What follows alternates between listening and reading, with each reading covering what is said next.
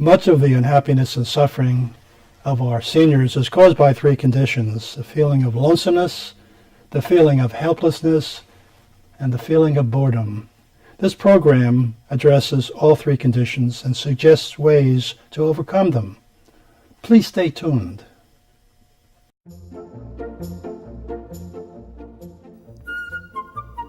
Welcome to The Better Part, a program that encompasses a diverse spectrum of topics important to our community, which we hope will both inform and entertain you. We invite you to sit back and enjoy the program.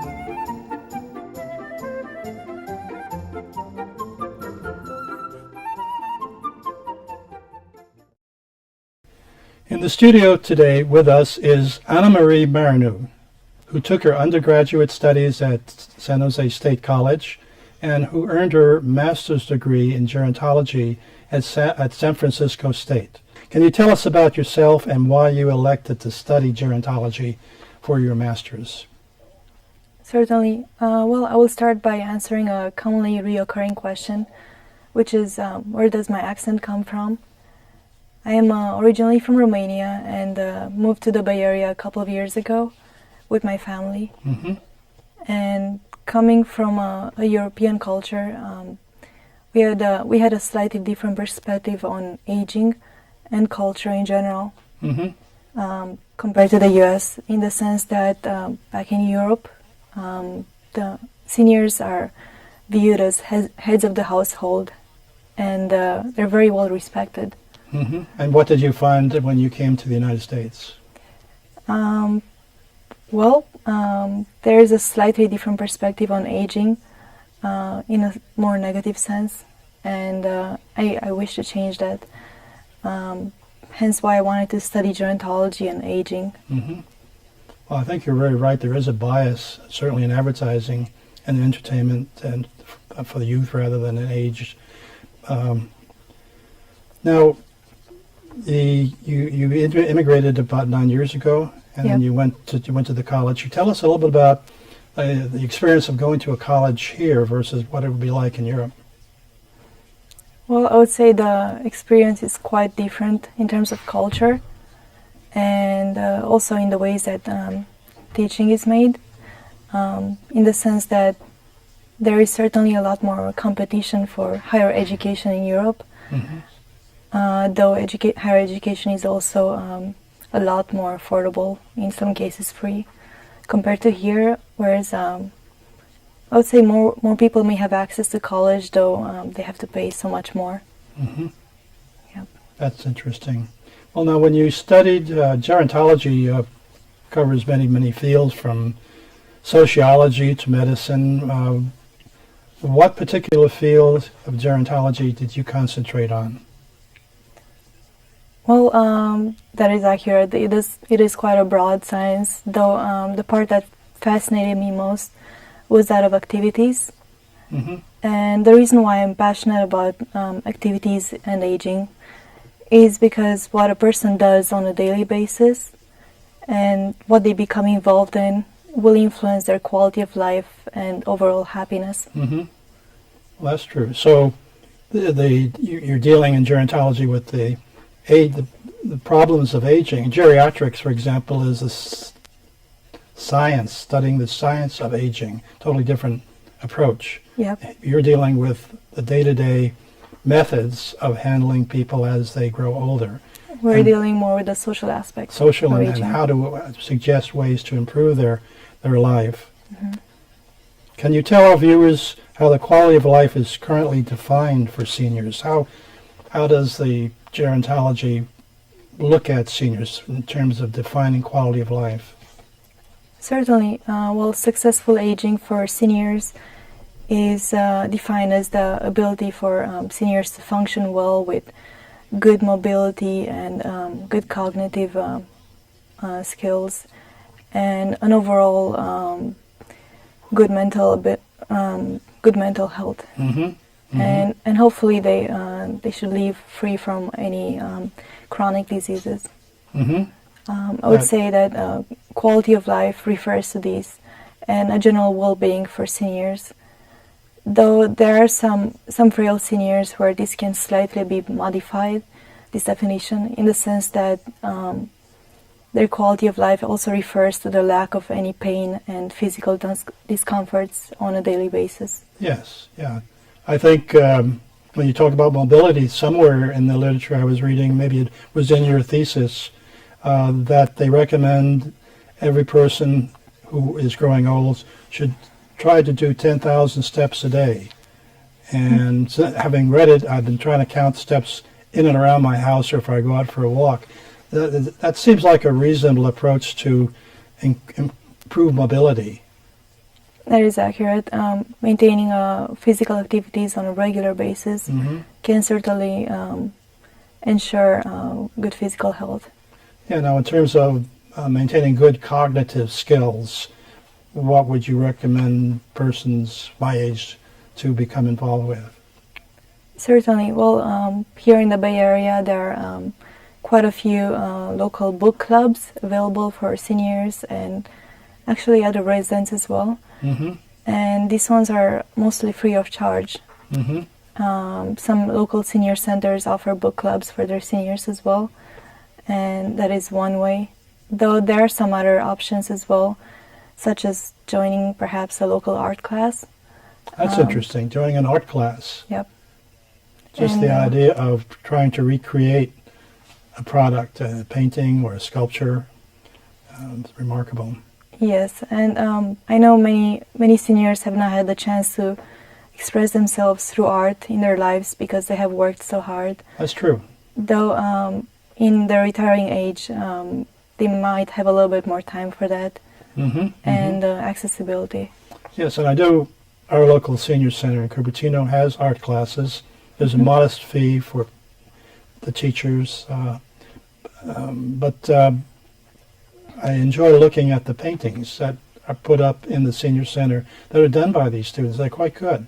It is Now, amazing. as far as mental health goes, of course, Alzheimer's is the big if in a lot of people's lives today, maintaining mental health. Can you talk about that in terms of gerontology? Yes, whereas some diseases such as Alzheimer's and dementia cannot be avoided, they can certainly be slowed down by maintaining regular social contact with family members and the community. And there are some other ways for those passionate about Sudoku and so forth, chess. Yes. Yep. I know a lot of research is being done, but as we grow old, as I grow old, that's one of my concerns about my ability to function mentally. And one of the things I've learned in working in programs like this helps. That's very good. It's a challenge. Yep. The other thing that gerontology gets involved with in dealing with aging is the subject of self-worth. A lot of people, as they grow old, because they're losing their position in society, in their profession, let's say, even sometimes within their family, they develop a loss of self-worth. Can you talk about that? Certainly. Through my studies, I found that in the U.S., individuality is very important. And especially for seniors, as they age, they may lose some of their independence as they have to face long-term care environments. And I would say that in this case, giving the power to choose for seniors is very important. In terms of choosing what they do, choosing what they eat, and so forth. Yes. I mean, as soon as you mention long-term care, and that always brings up the choices. You long-term care in your own home, long-term care in an institution, an assisted living building, for example. Can you talk about the difference between long-term care as it used to be and as it's moving into a new type of method? Certainly. Long-term care, I remember reading some studies showing that the early 60s and so forth, it used to be a place that nobody wanted to go to. For example, nursing homes were just horrible places. And yet times have changed. And nowadays there are many different models of care available. Some of them involved alternative methods of care. and this all tend to benefit seniors as they are such a diverse population. Yes, that's certainly, I guess in Europe and Romania, for example, the population is very much all the same. For example, Japan. Here in the United States, it's a broad mixture, not only of the kinds of people, but the kinds of cultures. And a person of Spanish heritage might treat long-term care totally different than a person, say, of my heritage, Irish. I know in the Philippines, for example, when a person goes into a hospital, a relative actually goes and stays in the hospital in the same room and sleeps with the person until they get well and leave. So culture is a big factor there. But what are some of the actions seniors can personally take to improve their own quality of life? For example, food intake. Oh, certainly in terms of food intake, I would recommend for seniors to maintain a balanced diet. Mm-hmm. Now, we all have things that we love, and in some cases they may not be healthy. Mm-hmm. Maintaining a balanced diet is important, and for some seniors, such as those who face diabetes, or for senior women, for example, it is important to have additional things to their diet, such as added calcium and so forth. Mm-hmm. Another thing that I would recommend for seniors is to stay physically active. Yes. And do anything that you can for that. Mm-hmm. There are many community resources available, such as some local senior centers may offer weekly walking groups. Yes. And that is also an extraordinary chance to socialize with other fellow seniors. Yes, yes. No one expects you to go and climb Mount Everest, but there are things you can do that will improve your quality of life and increase your mobility as you age. At our senior center, we have things like line dancing, Tai Chi, exercises. It's extraordinary what's available today that probably 25 years ago just didn't exist, because the population generally is realizing that they're going to be around a lot longer than they had thought. Social activities, as you mentioned, the book clubs, exercise classes, dancing classes, all of these things are pleasant ways to stay up and around and involved with the community and grow Stay old. connected. And grow old with your peers. People at these locations are probably roughly your same age, maybe even older, and they can serve as an inspiration to you. Well, can you tell our viewers how the quality of long-term care is currently defined for seniors? What are some of the actions seniors and others can take to improve their long-term care? Planning for in-home, etc., for institutional care, and ultimately maybe for hospice care. Talk about in-house care to begin with. In-home care? Well, certainly, as people grow older, they may need additional assistance in their homes. Mm-hmm. And it is very important when selecting an in-home care provider to carefully review them. And Yes. and nowadays, this can be done through Google as well. Sometimes there are reviews available from fellow elders. Mm-hmm. That is one way, or perhaps discussing with members of the local community to find out what is the most reliable home care provider. Mm-hmm. Those are some ways. Yeah, and I think even the government, the state and federal governments are starting to step in and recognizing that funds should be made available for people who are less fortunate, that maybe can't afford some of the requirements, particularly in an institutional long-term care. It's very expensive. Certainly, there seems to be a trend for increased funding for home care, Mm-hmm. which is wonderful because many seniors prefer to live at home.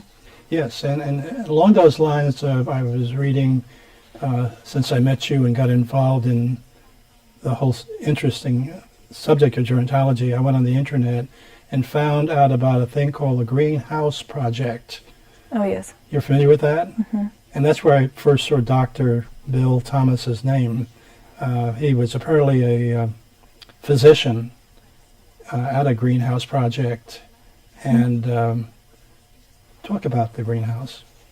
The greenhouse model is one of my favorite models of nursing home care. And it's certainly different than others in the sense that a typical nursing home may have 100 patients or more. and it is difficult in such an institution to maintain individuality for seniors and to empower them through choice.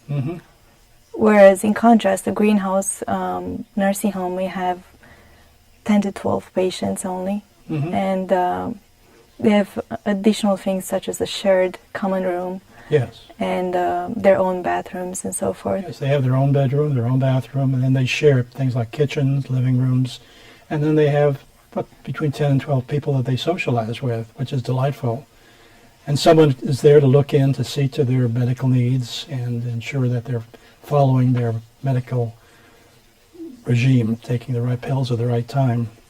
It sounds to me like a delightful arrangement if you cannot live in your own home to go to a greenhouse project.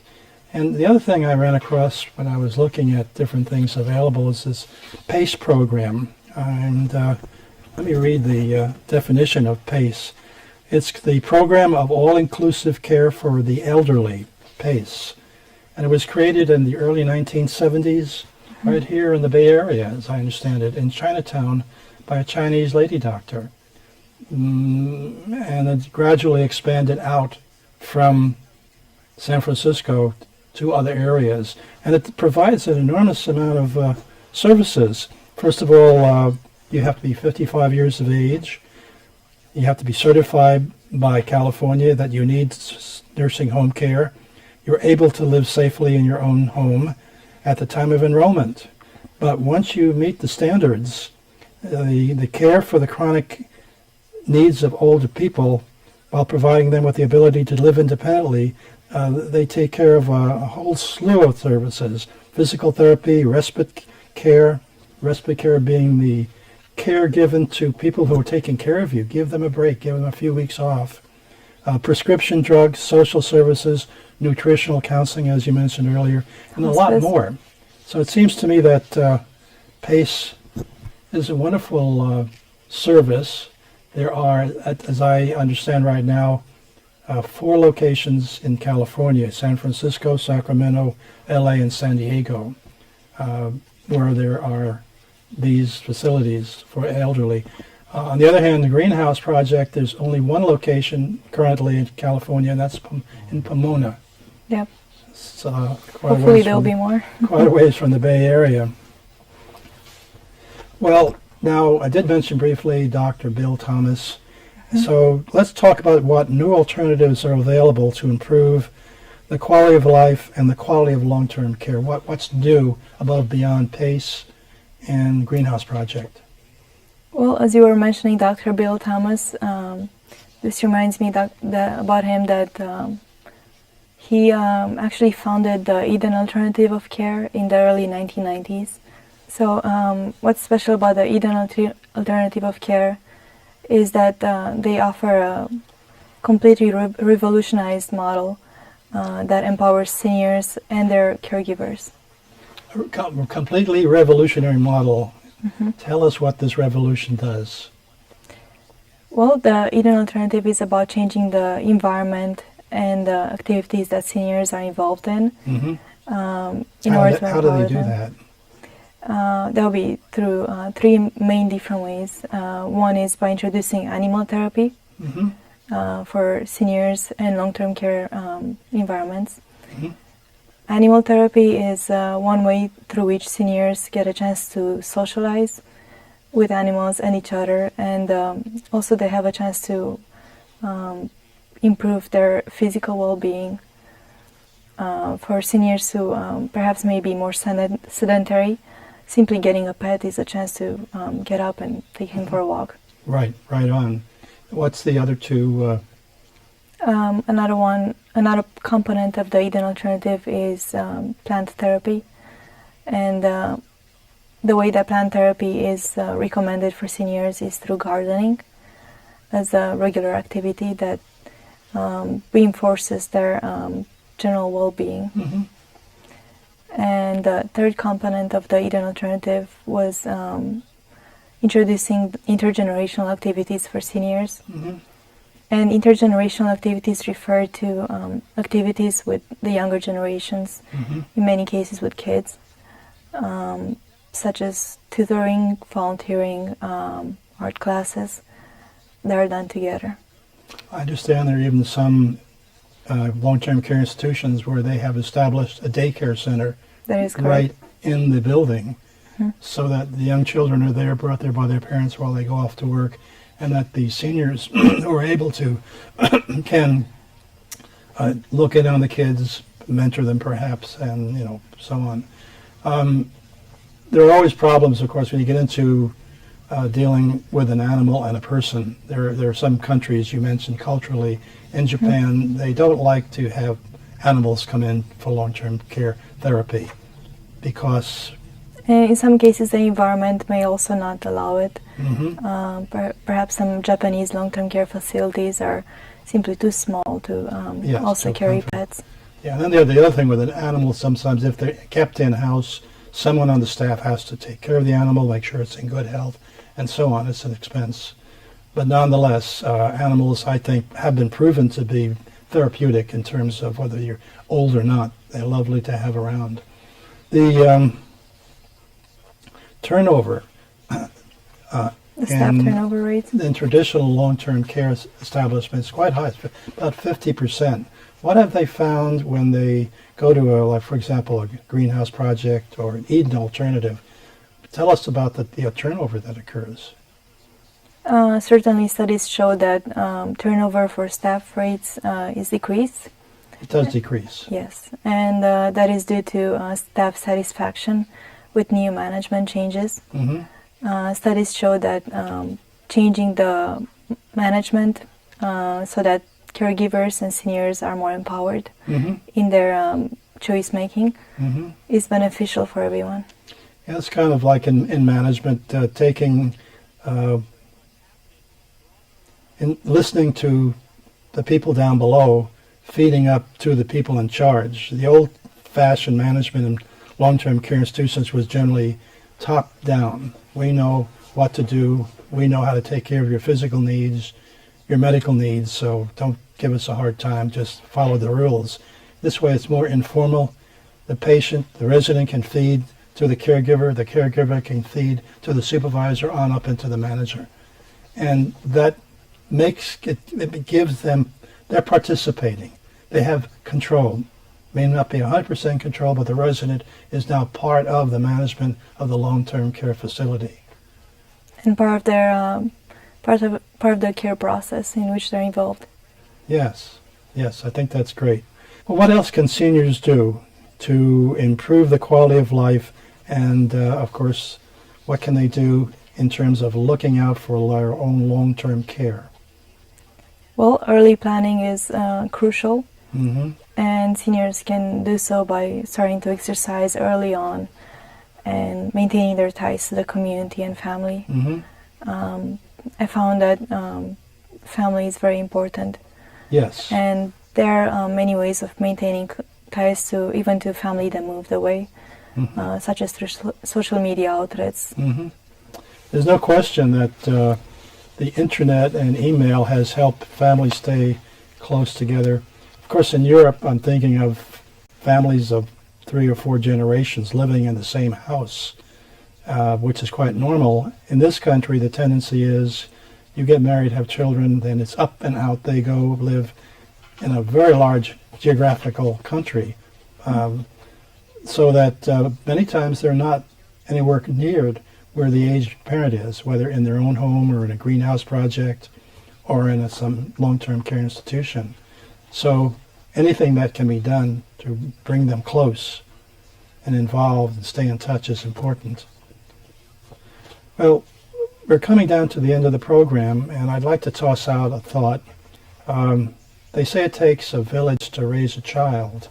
What do you think about payback? What do you think about the elder person saying, well, if it took a village to raise me, what is it that I can do in my elder life that I can pay back to the village?